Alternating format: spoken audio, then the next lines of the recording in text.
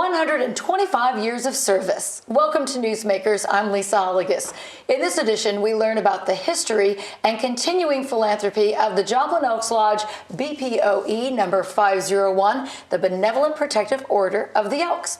The fraternal organization got its start in 1899 and wrapped up its 125th anniversary year in usual fashion by helping hundreds of families and individuals through its Christmas baskets and gifts program. We will hear all about that program and other charitable efforts, but first we begin with how it all got started in Joplin. Joining us to talk about the Elks legacy in Joplin is former Exalted Ruler and current board member Ted Easley. Ted, thanks for joining us and being with you. It's my pleasure. Thank you for having us. Congratulations on the 125th anniversary year for the Elks. It's wonderful. We have had quite the celebration throughout the entire year. That's excellent. Well, let's talk about how this group was founded by a group of businessmen in Joplin. What was their initial mission?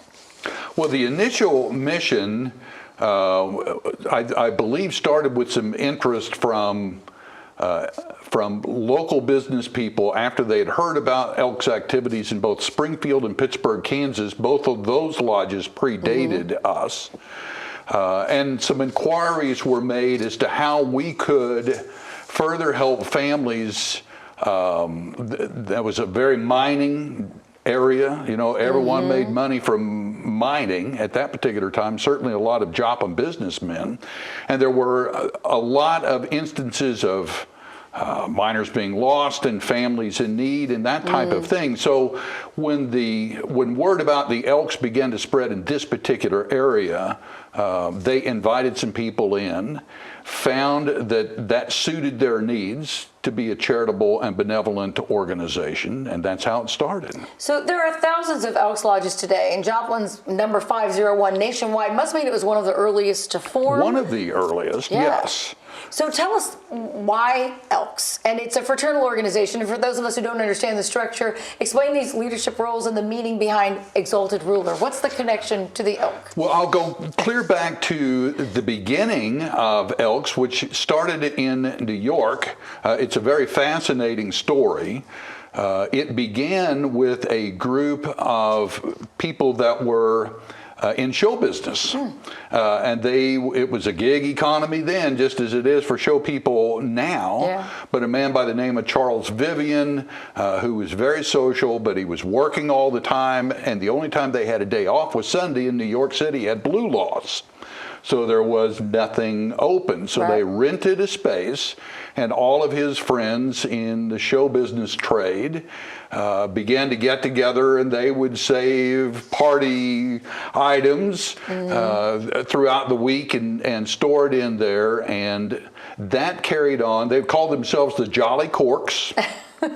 And that continued until one of their members died, and that left her widow or his widow and children in need. So they decided that they wanted to do something about that, and that expanded into a greater desire to do more charitable work. So they decided to incorporate themselves into a charitable and benevolent organization. They talked about names, and they chose Elks because Elks are majestic. They do no harm to anyone, but they are very protective of themselves and their families. So in an elk herd, even though there may be a lot of dominant males, there's usually one that they call the Exalted Elk. And so rather than name a president, they named an exalted ruler. So duties-wise, it's similar to what a president would be. Yes, okay. Yes, very much so. It's nice to know what the history of the name Elks is. So the lodge has several locations. I know the second building still stands in downtown on 4th Street, where the Elks. Where were the Elks first located before the 4th Street location in Joplin? In the very earliest times, like the organizational meetings were held at the Keystone Hotel. Okay. And I believe when they incorporated, they were still in the Keystone, but shortly afterwards moved to a building at 7th and Main Street, but they weren't in it very long, it burned down. So they moved to their second building, which was about 4th and Joplin, one of those corners in there. And they were in that one for a number of years. They engaged an architect in 1903 to put together a permanent structure. That's the one that can still be seen in Joplin at 4th and Pearl. It's actually become a historic site, which is very nice. It's an It's Austin beautiful. Allen architecture. The Elks Lodge continued in that building through 1978, and at the end of 1978 moved to the location out on West 26th Street where we are now. So looking at some old pictures, you can see lots of community involvement, including big parades in the old days in downtown. What are the Elks' connection to parades? Well, social, I think. a lot of that. From what I understand, in the very earliest days, in like 1900 or 1901, back in there, they put some parades together to rather advertise themselves and to throw some social activities in downtown Joplin, and it evolved eventually into the fiesta that so many people remember through the 20s, 30s, and 40s in Joplin. Turned into a very big deal. That wasn't all Elks, but the beginning of it, I think, were some of those Elks parades. Big parades. Yes, they were. Yeah. So we know that in 2011, the Elks Lodge was hit by the Joplin tornado, and some members were even killed at the lodge. How did you honor them in the rebuilding, and what was that rebuilding effort like for the Elks? Well, that was, of course, a terribly difficult time. We had three. There were actually 4 members and 1 employee in the building. 1 member survived. We lost 3 members and the employee, and there was another member outside who got under a shelter but survived. So they are now remembered with monuments and plaques, and we have an area inside our lodge that is dedicated to that, with some of the things that survived that we were just able to find. So it's a memorial that will now be there forever. But we were determined, as soon as we could get things cleaned up, and there were plenty of people like myself that lost their own homes and had our own things to do. So there were some of those that were not so directly affected by the tornado that started pitching in immediately. Well, you had other Elks Lodges that helped. I think from all over the country. From the donations began to pour in very, very generously. And so we just put all of that into an account. We began meeting at 4th Street Bowl. Ron Richard was a great member of our lodge and said, you guys just come in and do what you need. And the Webb City Lodge was very generous to us, so we were able to meet and to continue to do the work that we do. And so after we had engaged an architect and came up with a plan we wanted, the decision was made to build the garage first. So we built what was fondly known as the Garage Lodge, and moved into there about a year or maybe a year and a few months after the tornado, so that we had a space of our own that we can continue to socialize and to work while the new lodge was being built. Yeah.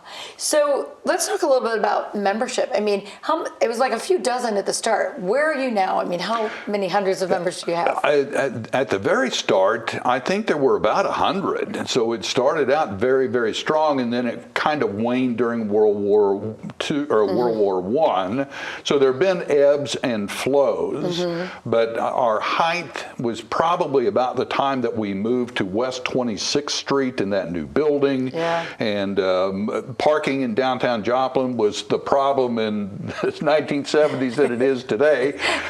So, you know, we had ample parking out there, a new building, a lot of new interest in the Elks Lodge, and so the highest number I've really ever heard was about 1,250 members. Now that has steadily, like many organizations, has cut back a little bit. Today we're about 775 members, something like that. We're going to be visiting with auxiliary members in a bit, but membership for women was once exclusively in the auxiliary. Now women can join as Elks. When did that change, and how do you think that makes a difference to the organization? That changed 15, 18 years ago, somewhere in there. It has been a little while, but it was quite contentious. As you might guess, there were a number of people in support of, and a number of people that said, you know, we've been operating this way for decades. Right. Why change? But ultimately, and I was one of those. I have two daughters.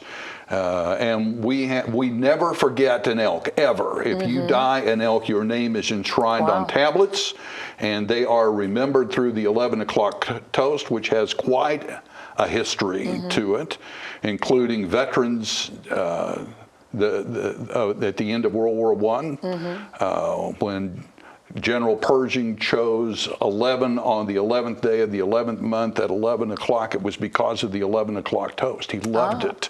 So there's a lot of history that we can go back there with veterans and that kind of history. But my daughters have a great-great-grandfather. They have two grandfathers, and someday they'll have me on those tablets. So why was I going to tell them they couldn't be an elk? Exactly, yeah. You know? So you mentioned veterans. The Elks are very supportive of veterans. Oh, big. And it's important, and it's part of the mission. Tell us about their relationship. I mean, someone told me that Walter Reed Hospital was named because of the Elks. It was when soldiers began returning from World War I in the 1918, 1919 area, and so many of them just grievously wounded.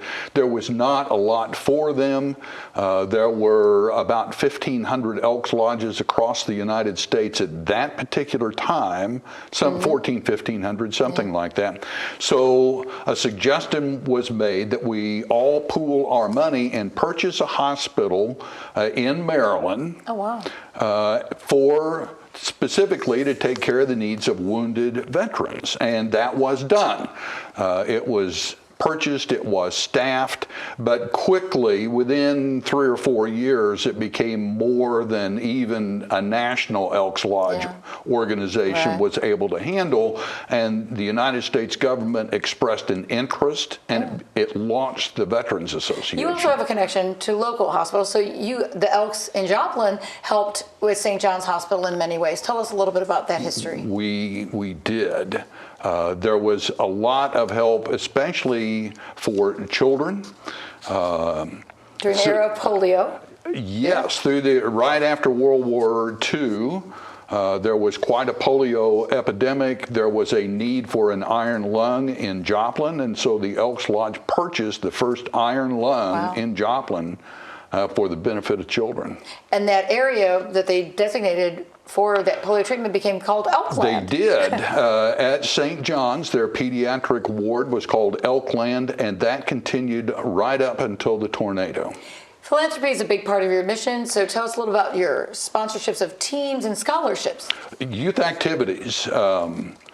We sponsor baseball teams, softball teams, Boys and Girls Club. We do a lot of work with them. We host and help put on soccer shoots and hoop shoots and all kinds of things. And we're really big into Boy Scouts and to the character building aspects, and the Girl Scouts as well. We've done throughout our history a lot of that kind of stuff. And scholarships nationally, the Elks National Foundation is second only to the United States government in the amount of scholarship money given. And that doesn't even count the money that we do from the Joplin Elks Lodge, which last year was over $15,000. That is amazing. Wow, well, such great efforts. What's coming up in 2025? What's the big thing on the agenda? More of the same. You know, we are launching our Christmas baskets. Nancy's going to tell you about that here soon. That's one, in fact, that probably is our biggest charitable thing, but we continue our work with veterans, with youth, with Americanism, anti-drug activities, all of those kinds of things. Excellent. Well, thank you, Ted, for the lesson in history and all the information. Thank you. And we're going to take a break, and when we come back, we will talk with a member of the Elks Auxiliary who has all the details of the Christmas basket effort and the Elks focus on veterans as well.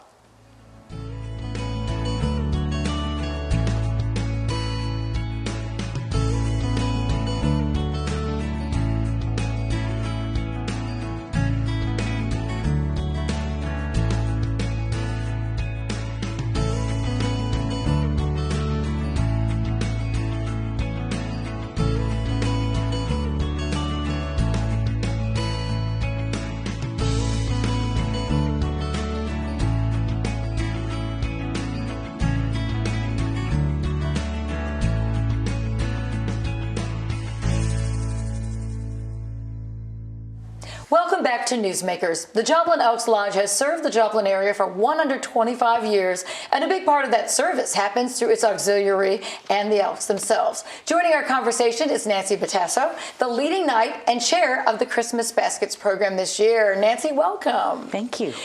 And thank you for all your efforts with the Elks to help those in our community. Now, I know you do something to help the entire family, but let's first talk about these Christmas baskets and the food they provide. So how many baskets are you working on? You were working on creating, you've delivered them at this point. So how many are out there? We have 235 baskets and families that we're taking care of. Yeah. And what gets included in something like that? Because it's not just, oh, we're not just providing for Christmas, it's extra food. We're providing a ham. We'll have some canned goods, corn muffins, pork and beans, eggs, milk, butter, bread. A lot of staples. Yeah, a lot of staples, macaroni and cheese, just, anything we can find to fill in. Yeah, and these are pretty big boxes of food. How did this all start, and has it grown with the amount of food over the years? I mean, some are donations and some are purchased. How do you work all that? And I believe the first time they did these Christmas baskets was in 1944 at the end of World War II. And we started taking care of the families through the auxiliary in 1972. So we try to do a gift for each child in the family that is under a certain age, and then the food that we provide to give them a nice Christmas dinner. Yeah. So how many kids are served this year? Because you mentioned 1972, it's been a long time, but was it fun going shopping? Because they had a blast. They had a lot of fun. The auxiliary bought toys or presents for 345 children. Wow. And those 345 children were part of 145 families. Mm-hmm. That's a big dent in the need in our community. Exactly. So let's talk about yourself. At one time, women were not allowed to be Elks, but now they are. You are leading knight. So what does that title mean, and why did you want to be You could an Elk? equate the leading knight to like the vice president or operations person. You have your exalted ruler, and the leading knight's whole role is to support the exalted ruler in his or her absence. Mm-hmm. Women have not been in the Elk. I think it's maybe the 1990s that women were brought into the Elks, and I happened to join because I love what they do. The Christmas baskets was a big plus in helping kids, and then the thought of helping veterans. Mm-hmm. We do lots of things to honor our veterans. That's a very important part of the Elks. And tell us a little bit about that support. What is the connection there? I mean, we talked earlier about Walter Reed Hospital and how that connection exists. I know you guys have a table set up at the Elks Lodge. Tell us about that and why that exists. That table is to honor all veterans, and you're not allowed to sit at that table. It is strictly there to honor past veterans, and we do a lot of activities. We have a special veterans committee that we do activities for homeless vets that are getting into their first home. So we do welcome home kits, trying to get some housewares, possibly mattress, a bed for them, things to just get them started, particularly ones that were homeless. Yeah. Why is that so important in our community? We seem to have a lot of veterans in our community. Yeah, we do. That a lot of places, if you remember through the history, Vietnam, it was, they were lots of times they were forgotten vets. And,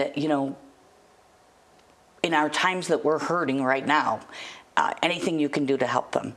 So we participated in the Veterans Day Parade. We then opened up our lodge for a meal afterwards for any veterans that wanted to come, particularly our own veterans. Mm-hmm. We also do celebrate Flag Day. That's one of the mainstays of the Elks, is that you have to celebrate Flag Day.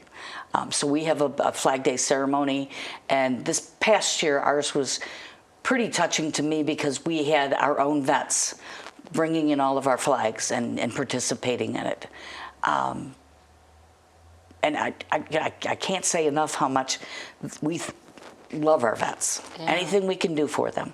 So if you go inside the lodge, you see it's kind of a very big hall. But it's also a social place. Absolutely. So tell me about that. Why is that important as a place to engage with others? And I mean, is that an important part of membership? Absolutely.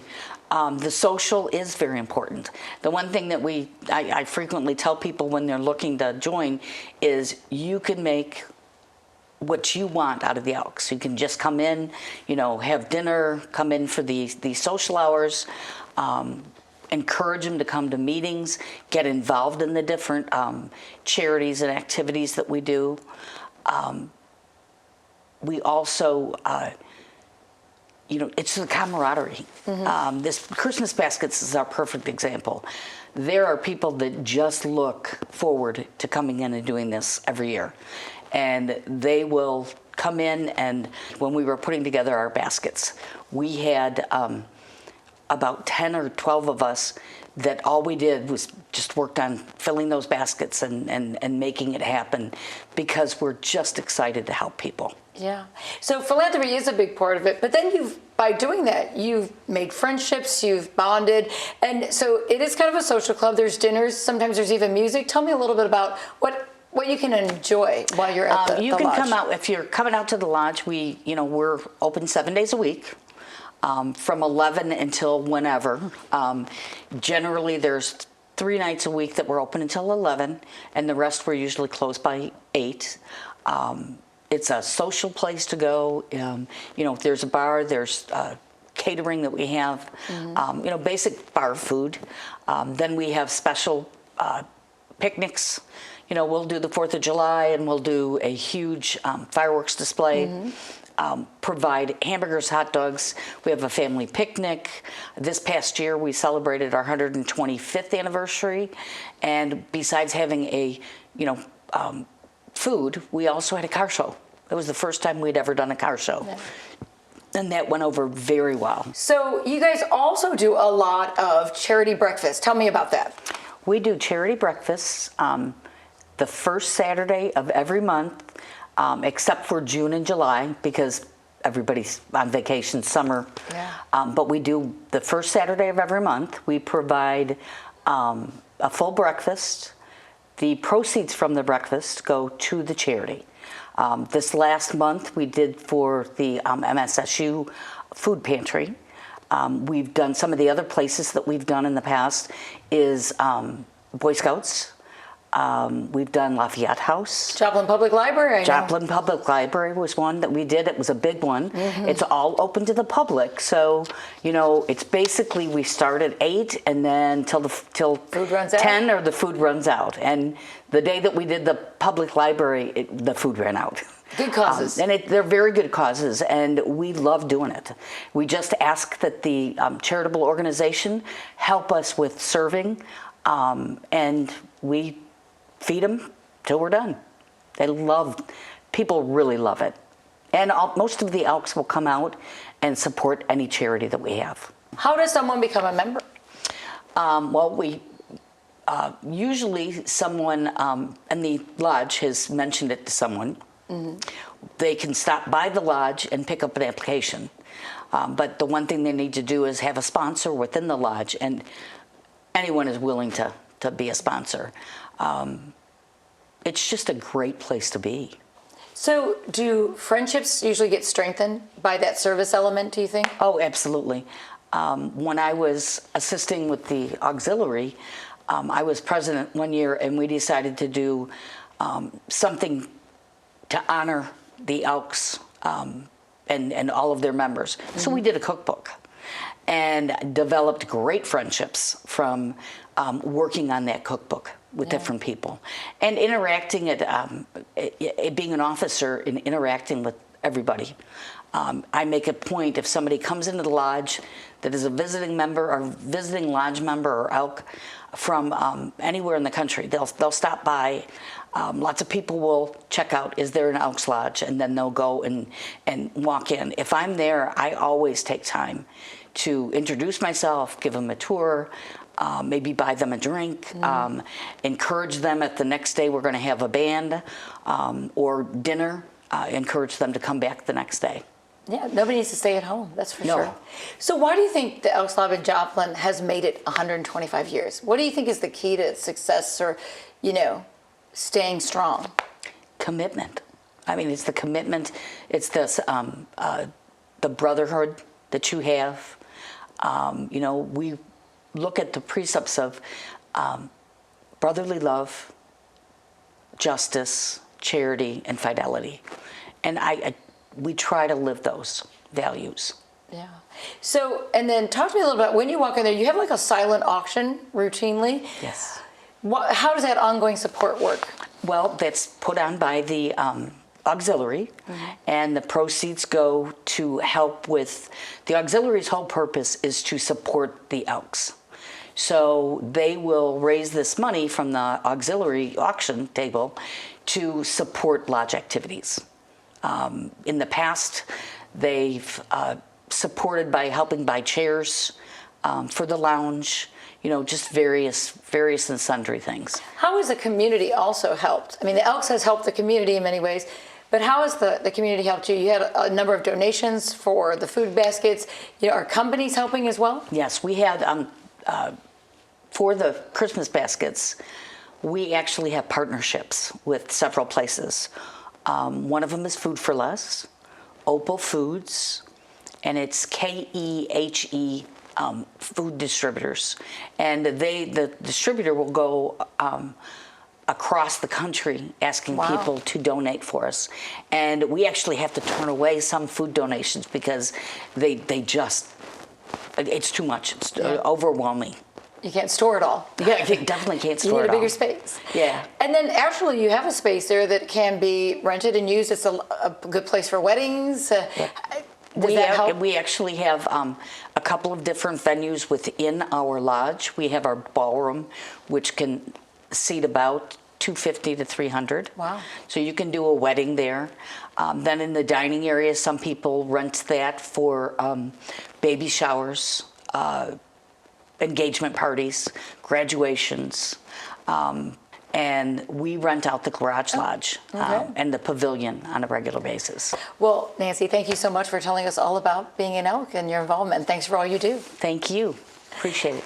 That wraps up this edition of Newsmakers. I'm Lisa Allegas. Thanks to our guests for sharing the history and current activities of the Joplin Elks Lodge and its 125 years of service. And thank you for watching.